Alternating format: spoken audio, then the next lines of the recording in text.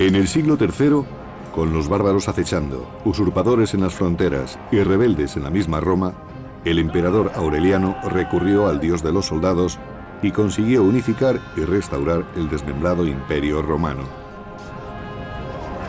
Pero fue asesinado antes de que sus esfuerzos pudieran dar resultados, dejando otra vez a la nación expuesta al peligro. En los consternados días del Imperio Romano, muchos gobernantes compitieron por el poder. En medio del caos surgiría un hombre que eliminó a sus rivales y unificaría el imperio bajo un nuevo dios, Constantino, que no se detendría ante nada para salvar a una agonizante Roma. El Imperio Romano, Constantino el Grande.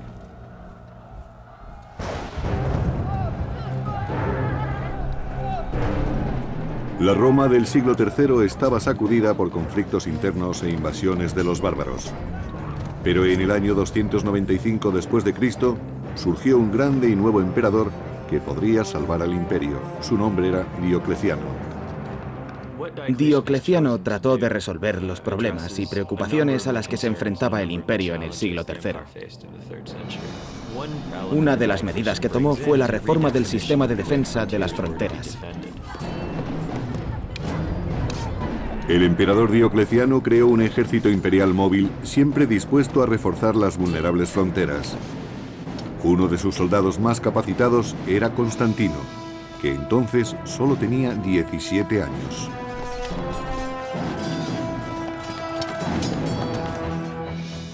Era un soldado muy distinguido, lo que significa que era muy valiente en el combate y que realizaba toda clase de acciones atrevidas. Aquellos primeros signos de grandeza de Constantino no escaparon a la atención de Diocleciano, que mantuvo cerca de sí al joven soldado con la intención de prepararlo para ocupar un puesto importante en el imperio.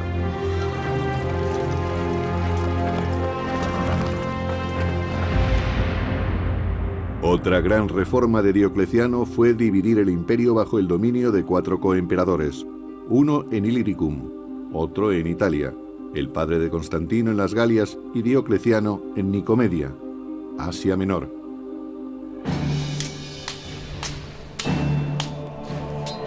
Diocleciano sabía que era muy fácil que los coemperadores se volvieran contra él. Para impedirlo, retuvo en su corte a sus hijos, incluyendo a Constantino, para que recibieran una formación militar especial bajo su atenta supervisión. Constantino fue enviado a la corte de Diocleciano, donde recibió la educación propia de la clase alta, literatura, filosofía. Estudió griego, que no todo el mundo lo aprendía, pero lo más importante es que recibió una educación militar. Pero la vida de Constantino en la corte era de todo menos cómoda. Para ser emperador y hacer de padre, Diocleciano gobernaba con mano de hierro. Con el tiempo empezó a gobernar con edictos que cada vez eran más instructivos hasta llegar al extremo. En ellos le decía al pueblo lo que debía de hacer para ser mejores ciudadanos y cosas de ese tipo.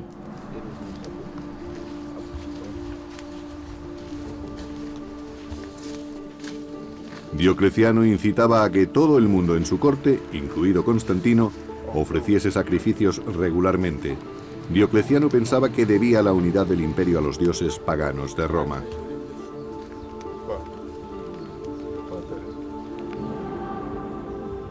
Pero otra religión estaba captando muchos adeptos, haciendo que peligraran los planes de Diocleciano. Los fieles de aquella fe adoraban a Jesucristo, el Hijo de un nuevo Dios. La Iglesia había crecido, no solo numéricamente, sino que tenía grandes riquezas y poseía amplios edificios. Era una institución muy próspera dentro del Imperio Romano. Una institución que Diocleciano veía como una amenaza para Roma. Creía firmemente que la salud del Estado y de Roma estaban ligadas a la religión romana, y que los cristianos representaban una fuerte amenaza contra ella. Los cristianos, que habían sido tolerados durante casi 40 años, formaban ahora un alto porcentaje de la población de las grandes ciudades. Era sabido que había cristianos tanto en el ejército como en la corte imperial.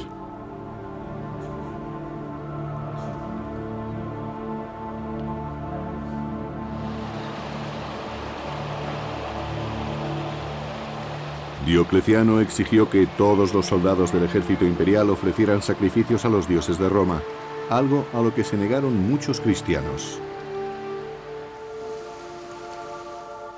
Diocleciano creía que todo lo que se opusiera al culto de los dioses protectores de Roma era una auténtica amenaza para el Estado, algo que podía acabar destruyéndolo desde dentro.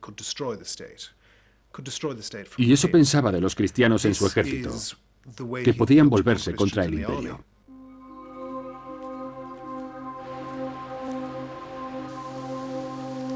El castigo por desoír el edicto del emperador era la muerte, un acto brutal que Constantino, siendo soldado del ejército del emperador, estaba obligado a presenciar. Constantino empezó a preocuparse por el miedo y la discordia originados por las reformas de Diocleciano, una discordia que pronto se extendería fuera del ejército.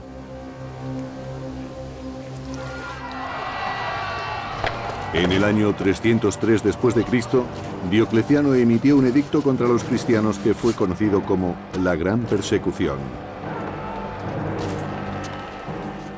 Tan pronto como se emitió el edicto de la persecución, se desataron unas crueles medidas administrativas.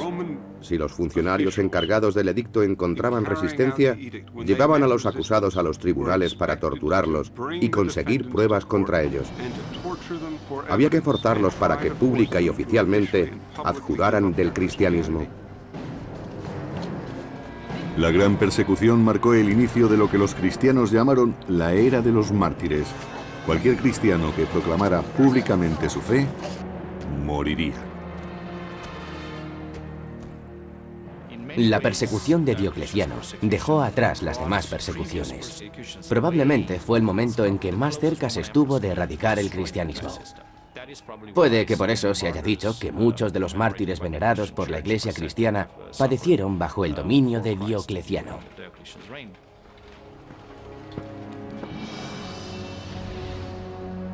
A pesar de sus diferencias acerca de las persecuciones, Constantino debía tener buen trato con el hombre que tenía su futuro en sus manos. Pero cuando Diocleciano cayó repentinamente enfermo y se vio forzado a retirarse, Constantino se quedó sorprendido al conocer que no iba a participar en el plan de sucesión. Diocleciano pareció comprender que Constantino representaba una amenaza, aunque hubiera participado en las campañas con él y se hubiera portado razonablemente bien en los combates. Se dice que hacia el final de su vida, Diocleciano tenía prisionero a Constantino en su corte para impedir que se reuniera con su padre y se relacionara con su ejército. Pero ahora, sin nada que lo retuviera en Oriente, Constantino decidió tomar las riendas de su destino y escapar del dominio de Diocleciano. Constantino partió de Nicomedia para ir a Boulogne, en las Galias, para reunirse allí con su padre, que gobernaba en Hispania, Galia y Britania. El padre de Constantino, el emperador Constancio, era ya muy viejo y no se encontraba bien. Además, estaba preocupado por la larga ausencia de su hijo. Pero en el año 305 después de Cristo, Constantino se reuniría finalmente con él, con un hombre por el que sentiría mucha más afinidad de la que jamás sintió por Diocleciano. Por lo que sabemos de la actuación de Constancio en Occidente, era una persona mucho más tolerante que Diocleciano, y desde luego sabía cómo ignorar algunas de las órdenes que había recibido por su parte.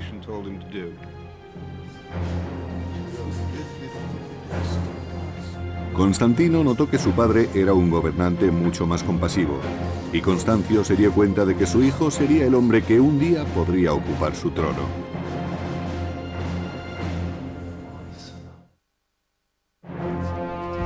Cuando Diocleciano se retiró en el año 305 después de Cristo, Constantino pudo escapar de su rígido control y encontrarse en Occidente con su anciano padre Constancio.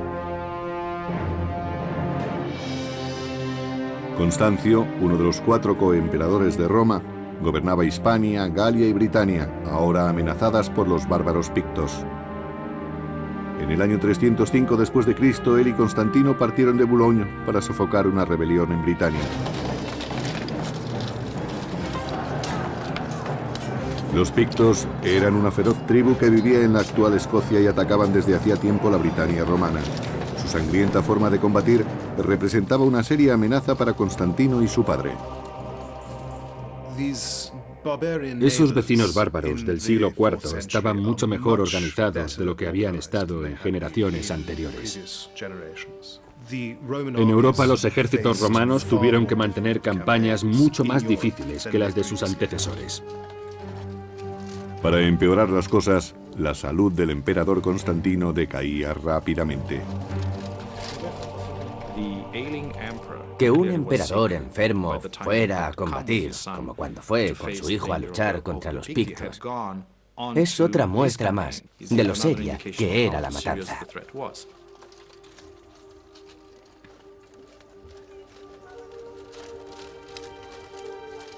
Con la salud de Constancio en peligro, Constantino tuvo que dirigir las legiones de su padre, asegurándose de que le fueran fieles en combate.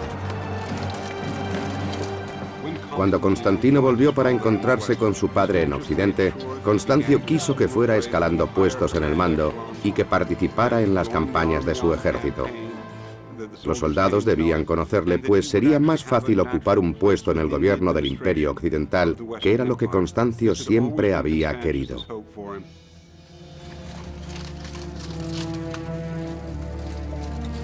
Con su destreza militar, Constantino se ganó la lealtad del ejército, pero la victoria no pudo salvar la vida de su padre. Finalmente, Constantino vio morir a un padre al que empezaba a conocer.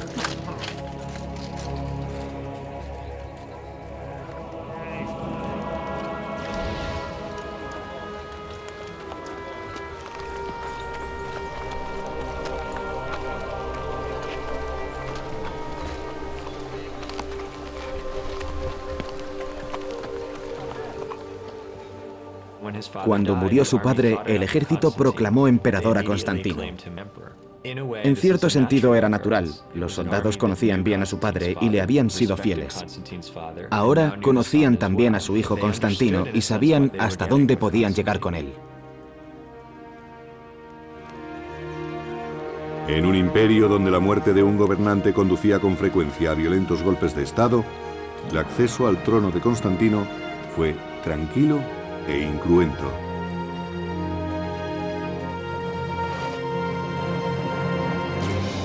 Los bárbaros francos atacaron la Galia en el año 306 después de Cristo, y Constantino tuvo que enfrentarse a su primer reto como emperador. Desde Britania se dirigió hacia el sur para luchar.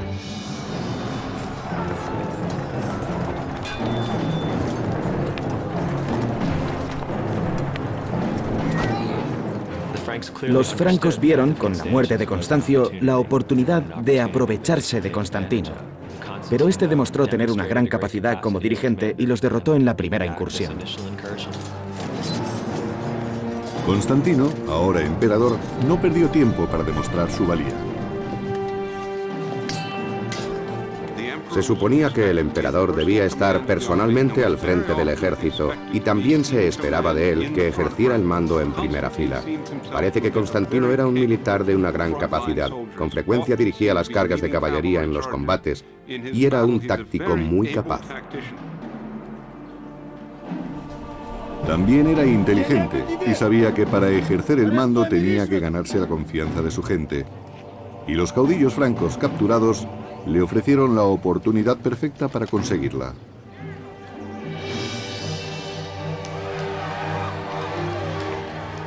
Constantino hizo desfilar a los cautivos bárbaros por las calles de Trier, en la actual Alemania, para demostrar al pueblo que él los protegería.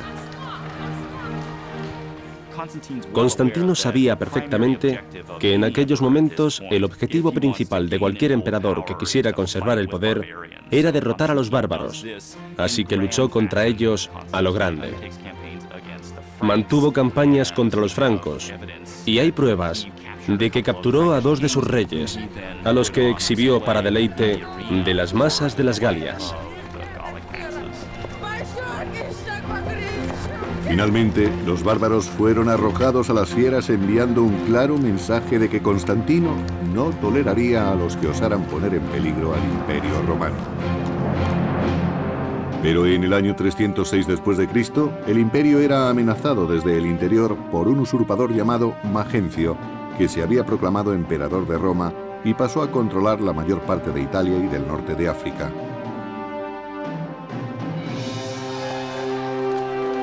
El usurpador, Magencio, ganó apoyos prometiendo recortar los impuestos y dar trigo gratis al pueblo de Roma. Como Constantino, era hijo de un coemperador anterior. Constantino fue proclamado emperador por sus legiones en julio del año 306. Magencio permaneció en Roma y donde decía, sí, le han hecho emperador, yo lo seré también. Y a finales del año 306 fue proclamado emperador también. Pero a diferencia de Constantino, la reivindicación de Magencio no era legítima. Magencio había derrotado, encarcelado y finalmente asesinado al legítimo coemperador de Italia. Muy pronto las gentes de Roma se dieron cuenta de que sus promesas no eran más que mentiras. En el año 311 después de Cristo, los romanos se sublevaron cuando vieron que el trigo gratis y el recorte de impuestos eran solo para los ricos. El resto robaba para sobrevivir.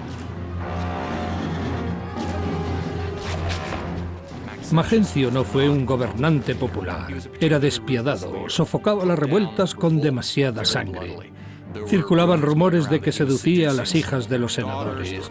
Había problemas con el suministro de trigo e imponía impuestos a gente que no los había tenido antes. El desesperado levantamiento de las clases oprimidas de Roma ofreció una gran oportunidad a Constantino.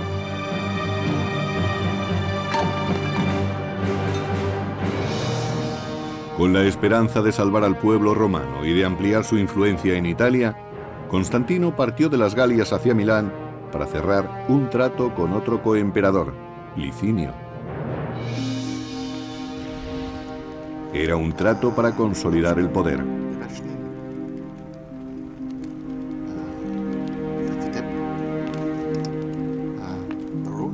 Para sellar su alianza, Licinio se casaría con la hermanastra de Constantino.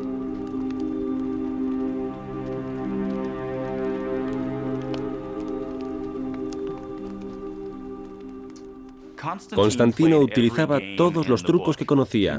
Era una persona extraordinariamente ambiciosa y no existía ningún camino hacia el poder que él dejara de explorar.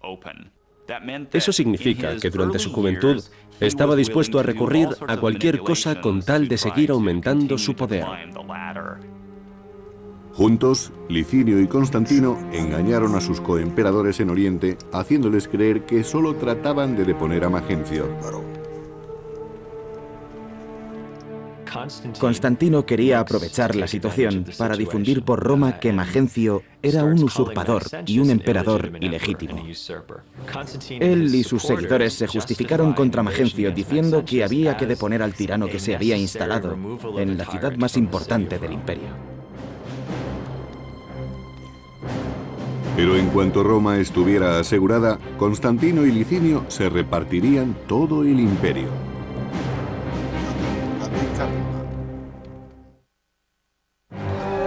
En el año 306 después de Cristo, cuando el usurpador Magencio se hizo con el poder en Roma, Constantino selló un trato con el también ambicioso coemperador Licinio para eliminar a Magencio y repartir el imperio entre los dos. Mientras Licinio se hallaba defendiendo la frontera norte del imperio de los invasores bárbaros, Constantino marchó hacia Roma, sitiando la ciudad imperial donde se encontraba Magencio.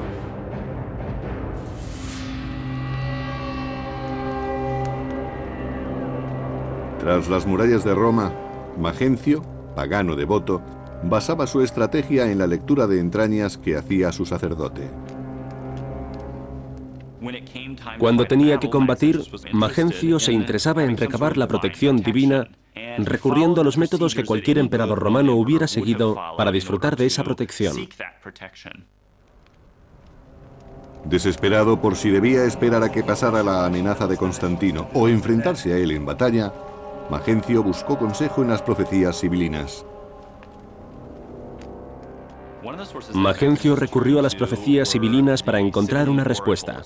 Las profecías sibilinas eran libros guardados por sacerdotes con los que investigaban ciertas cuestiones. Además, los sacerdotes también ofrecían los servicios de un oráculo. El oráculo dijo que el enemigo de Roma moriría. Y por esa razón parece que Magencio cambió de opinión y decidió no esperar a que Constantino alterara sus planes, y fue a encontrarse con él en la batalla. Considerando que el enemigo de Roma mencionado por el oráculo era Constantino, Magencio preparó a su ejército para el combate.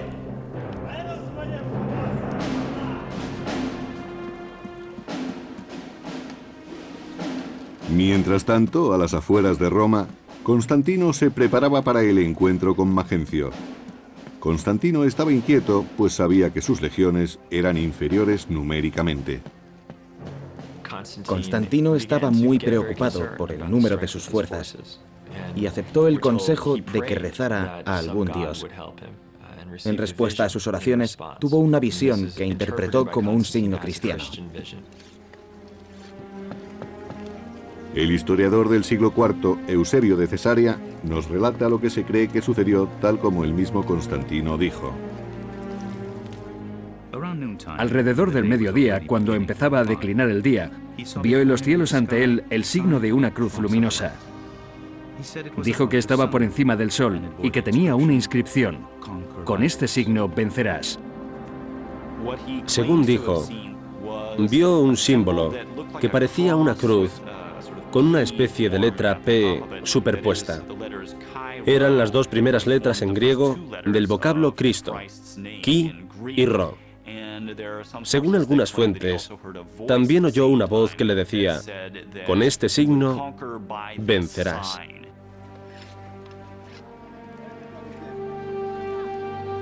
Constantino ordenó a sus soldados que pusieran Chi y Ro en sus escudos como enseña, convirtiendo el símbolo del cristianismo en un objeto de honor y no de persecución. Constantino adoptó un nuevo dios, o un dios que antes había sido rechazado y que ahora pasaba a ser un símbolo de poder divino y de victoria. Aceptando el dios de los cristianos, el dios que había sido perseguido por anteriores emperadores, Constantino revolucionó las creencias. Con su conversión, Constantino transformó la inminente batalla contra el pagano Magencio en una prueba entre religiones. Constantino se encontró con Magencio en el puente Milvio, sobre el río Tíber. Era el único obstáculo entre él y su camino hacia Roma.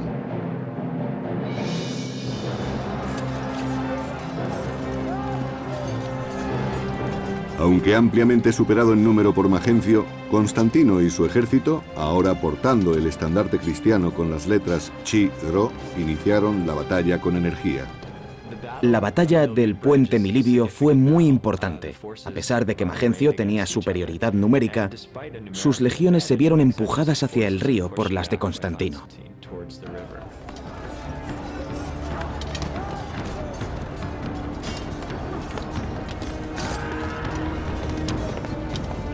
En las orillas del Tíber quedó sellada la suerte de Magencio. Constantino obligó a Magencio a aceptar el combate con el río Tíber a sus espaldas. Su posición era muy mala y cuando Constantino presionó, las legiones de Magencio se desmoronaron. Sin otra alternativa, Magencio huyó con sus soldados tratando de cruzar el Tíber a nado para llegar a Roma.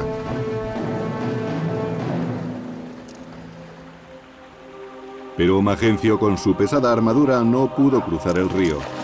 Días más tarde, su cuerpo hinchado fue retirado del Tíber, dando prueba de que el régimen del usurpador había caído. Constantino ganó una importante batalla en el puente Milivio y eliminó a Magencio.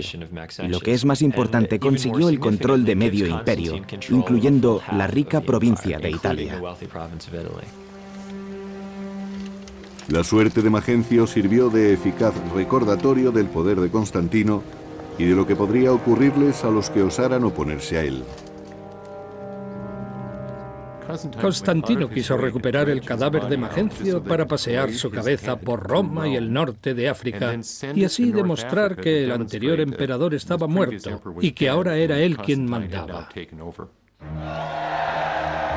La victoria contra Magencio probó ante Constantino que el dios de los cristianos era más poderoso que los dioses paganos de su enemigo.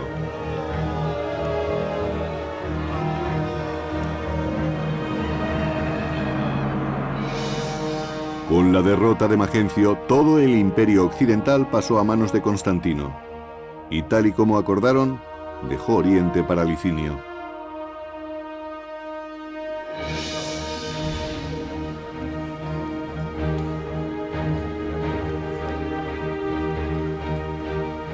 Se encontraron en Milán, donde Constantino y Licinio sellaron su alianza con una boda, como habían planeado.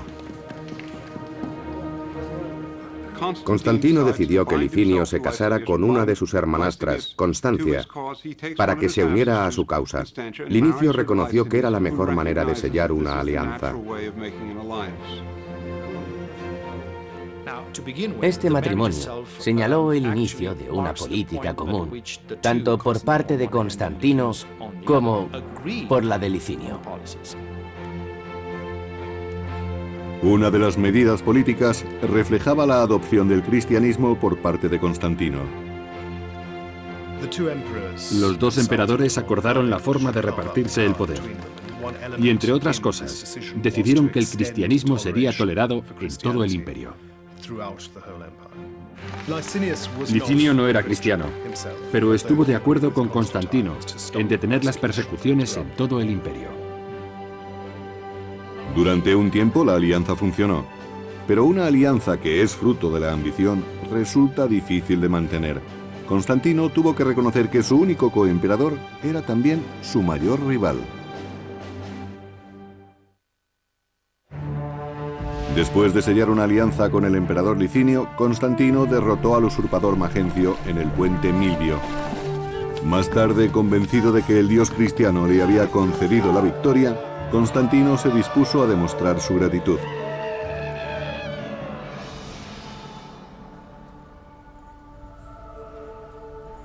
Por primera vez en 10 años, los cristianos del imperio pudieron realizar sus cultos en libertad y por primera vez su fe sería compartida con el emperador.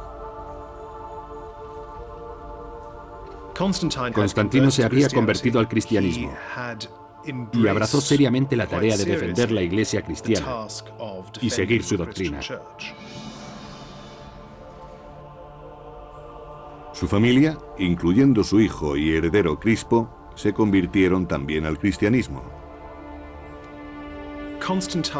Constantino no solo toleró a la nueva Iglesia, sino que en los territorios que estaban bajo su mando favoreció mucho a los cristianos. En el año 313 después de Cristo, Constantino y Licinio emitieron conjuntamente el llamado Edicto de Milán, recordado por el autor Lactancio del siglo IV. Garantizamos libertad a los cristianos y a todo el pueblo para que elijan la religión que deseen, para que sea cual fuere la divinidad que se encuentra en los cielos, permanezca apaciguada y sea favorable a nosotros y a los que están bajo nuestro gobierno.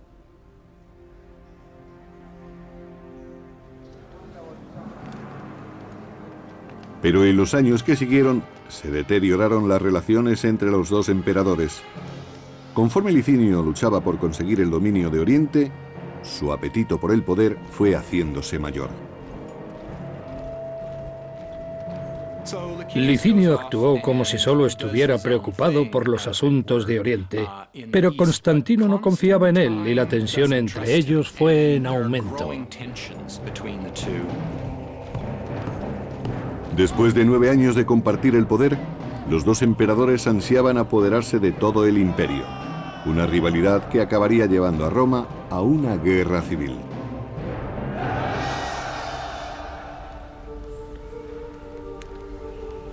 En Oriente, los cristianos cargaron muy pronto con el peso del creciente conflicto. Al apoyar al emperador cristiano Constantino, se convirtieron en la mayor amenaza para Licinio, y por ello tuvieron que pagar un alto precio.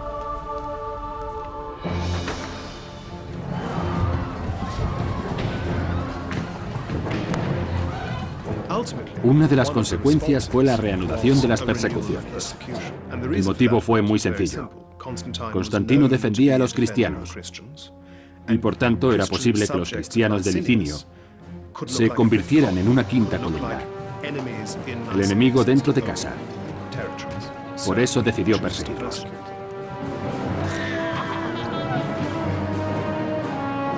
Al mismo tiempo que quemaban iglesias y libros religiosos, desapareció la antigua alianza entre Licinio y Constantino.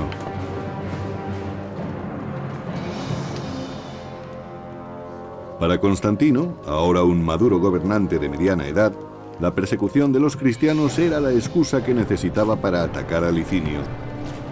Rápidamente ordenó que sus legiones marcharan contra su rival de Oriente. Constantino era un jefe efectivo que solía ir al frente de la caballería para atacar al enemigo por los flancos, y eso es lo que hizo con Licinio. Junto a Constantino iba su prometedor hijo y heredero Crispo, que supo demostrar su valía en el combate. Juntos hicieron retroceder a Licinio hacia el este. Desde Adrianópolis, Constantino y Crispo persiguieron a Licinio hasta Bizancio, y desde allí hasta Crisópolis, donde éste presentó su última línea de resistencia.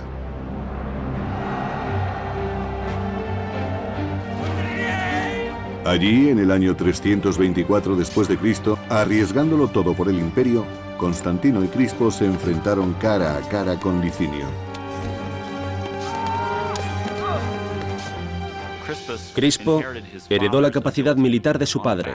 Era otro genio bélico. Sin su ayuda, puede que nunca hubieran tenido éxito en su lucha contra Licinio.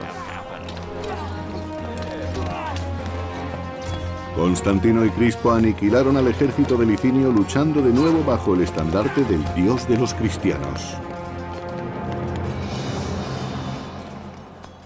Realmente la batalla de Crisópolis terminó antes de empezar. Constantino lanzó sus soldados contra Licinio sin encontrar ninguna resistencia efectiva. Consiguieron victorias fáciles. La confianza que Licinio parecía tener en sí mismo era mínima. Y en la batalla final, la victoria hizo que Constantino quedara como único dirigente de todo el imperio. Según Eusebio, obispo de Cesarea,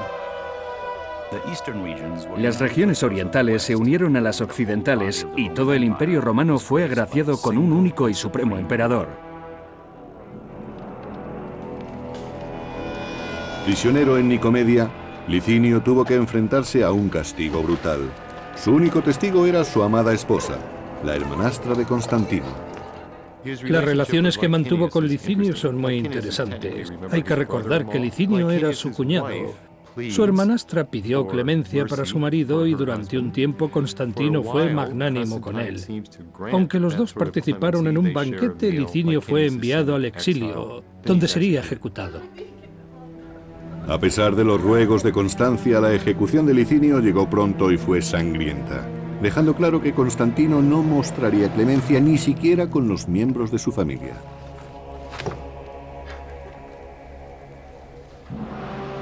Después de eliminar a Licinio, Constantino quedó como el único gobernante del unificado imperio y quiso que su hijo Crispo le ayudara en calidad de emperador de Occidente. Como coemperador, Crispo compartió los planes de su padre de fundar una nueva capital cristiana en Oriente, que estaría situada en Bizancio.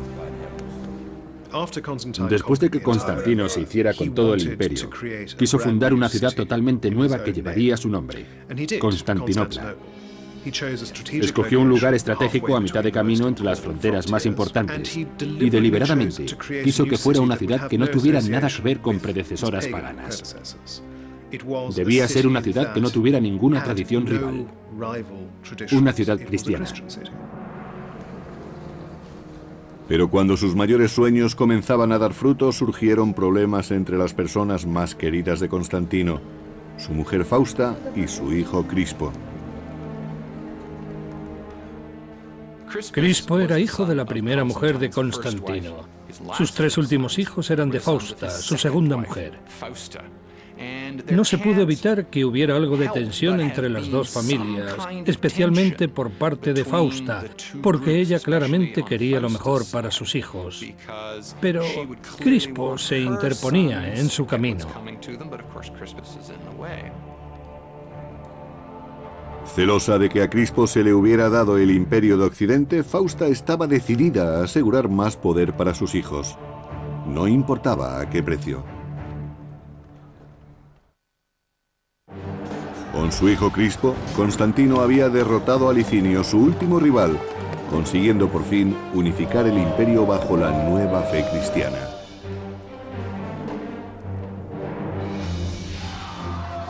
Pero la unificación de Constantino se vio pronto amenazada cuando surgieron diferencias dentro del seno de la Iglesia cristiana.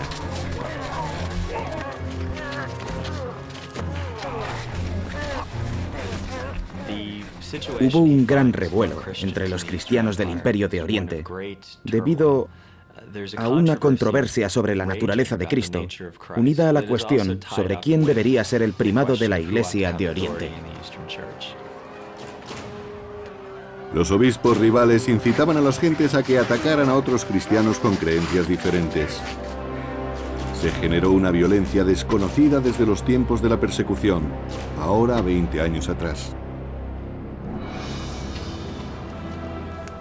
Desesperado, Constantino exigió que los altos cargos de la Iglesia pusieran fin a tan sangrienta controversia. Por eso convocó un concilio con más de 300 obispos que se reunieron en la ciudad de Nicea. Allí les exigió que llegaran a una definición única de las creencias cristianas.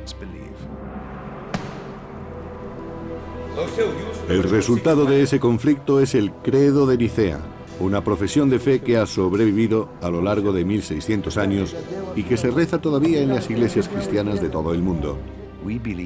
Creo en un solo Dios, Padre Todopoderoso, Creador del cielo y de la tierra, de todo lo visible y lo invisible. Creo en un solo Señor, Jesucristo, único Hijo de Dios. Pero fue una definición de las creencias cristianas, en la que no todos estaban de acuerdo. Y eso creó muchos problemas para el futuro, porque los cristianos de creencias rivales compitieron por el favor imperial durante el resto del siglo. Así, los emperadores tuvieron que desviar su atención de otros asuntos de gobierno para solventar los problemas causados por las diferencias que existían entre los cristianos y sus obispos.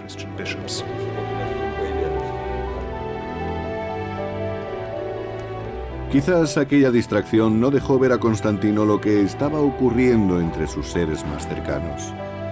En el año 326 después de Cristo, Fausta, la mujer de Constantino, levantó una calumnia contra su hijastro Crispo. Crispo era el hijo mayor de Constantino. Procedía de un matrimonio anterior, por lo tanto no tenía la misma madre que sus hermanos. Existía una rivalidad latente entre Crispo y sus 3 hermanastros, más jóvenes que él. Fausta urdió un complicado y sorprendente plan y afirmó que Crispo había tratado de seducirla. Las cosas no fueron muy bien para Crispo. Fausta ansiaba apartarlo de su camino para que sus hijos legítimos sucedieran sin problemas a Constantino. Constantino no supo ver que era su mujer y no su hijo quien lo había traicionado, y ordenó que Crispo fuera ejecutado.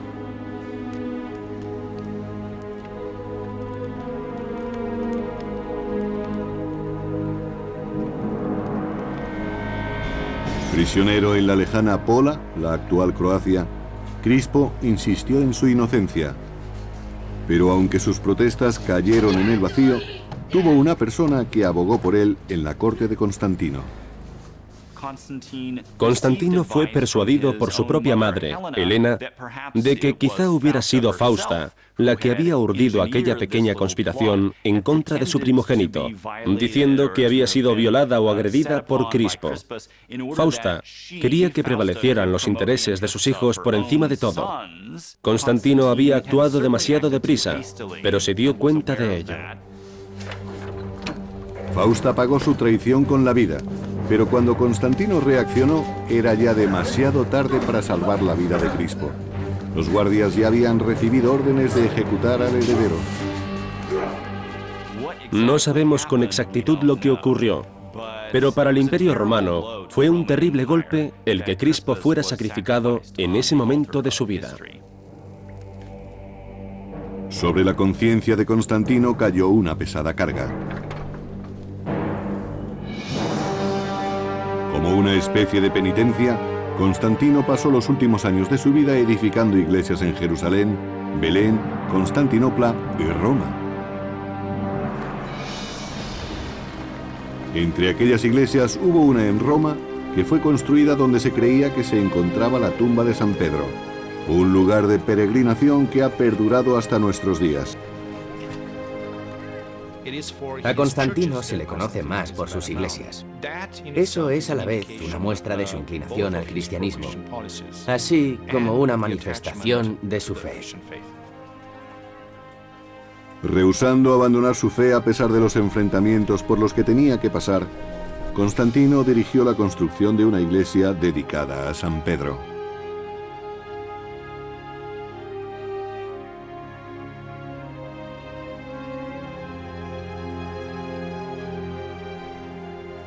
Fue una explosión extraordinaria de arquitectura, como no existía en todo el imperio. La gran variedad de planos se debe a los muchos arquitectos que participaron en su construcción. Y lo que es más probable, por las propias ideas de Constantino, que intervino en casi todos los proyectos. Constantino confiaba en que su devoción borraría sus numerosos pecados al final de su vida.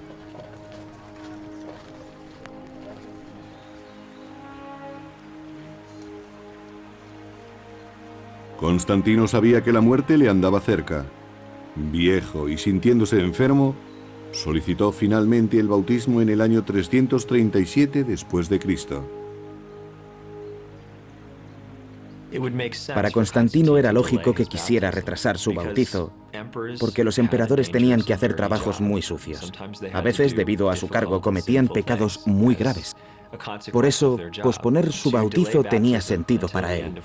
Así, todos los horribles y sucios pecados que había cometido serían perdonados antes de morir. Perseguido por sus pecados, Constantino solo anhelaba morir con la conciencia limpia, purificado por las aguas del bautismo. Hacia el final de sus días, Constantino se convirtió en una especie de visionario que desde que fue bautizado solo quería despojarse de la púrpura imperial para vivir a partir de entonces como clérigo.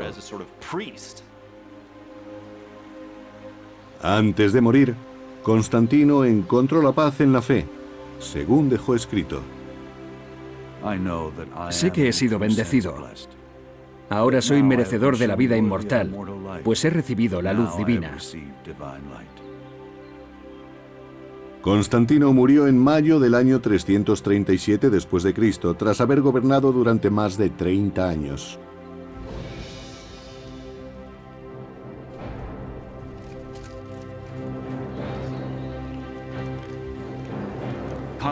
Constantino tuvo un éxito tremendo como emperador y como jefe militar. Fue un hombre que llegó al poder gracias a su enorme ambición, y cada vez que pudo, utilizó esa ambición para triunfar día a día. Durante toda su vida, Constantino luchó por mantener la frágil unión del imperio, reunificado bajo su nueva religión, pero nada, incluida la fe, podría salvar ya a Roma.